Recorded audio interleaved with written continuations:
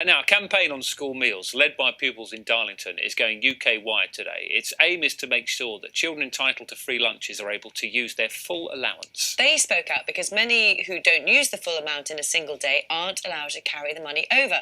Our media editor Amol Rajan reports from Darlington. Across the UK, over 750,000 children are eligible for free school meals.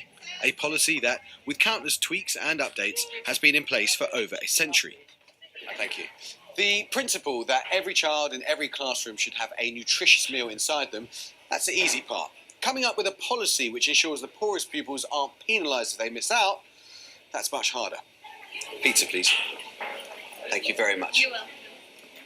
But an unintended consequence of the policy is that many pupils may be missing out on their food allowance compared to pupils who pay. This is because their daily allowance doesn't carry over if it goes unused. Another issue is that many pupils are restricted to using the allowance at lunchtime. If an extracurricular activity is scheduled for then, they miss out. But here at Carmel Academy in Darlington, a simple bit of software costing £250 has delivered £17,000 worth of food back to eligible pupils over a single year. I always thought it was just fairer for it to roll over because that money's been given to you, it's then your money. It makes it equal for people who can afford the meals and for the people who can't. People might not want to get something at dinner time or break time, so they've got the choice of where they want to spend the money and what they want to spend it on. It's about using that money to its fullest and making sure that the students get the best out of the money that they've been given in the first place. But more importantly, Maura Regan runs the 10-school academy of which Carmel is part. When she found out this was happening, she was horrified.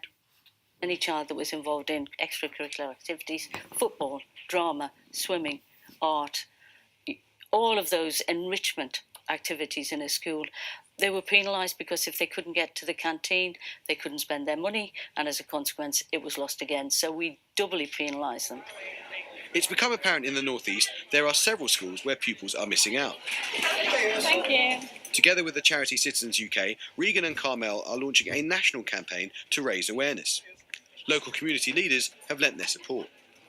I don't think it would take very much to change the system because it's a relatively small change person by person.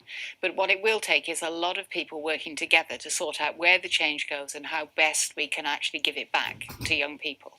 Because in some places it goes into the school, in some places it goes to the provider, in some places it's somehow part of the local authority funding in a way that I don't quite understand. The Department for Education wants to send a message to heads and governors who have the power to make the change.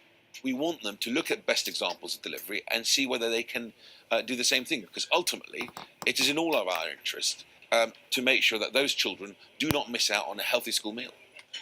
Amol Rajan, BBC News.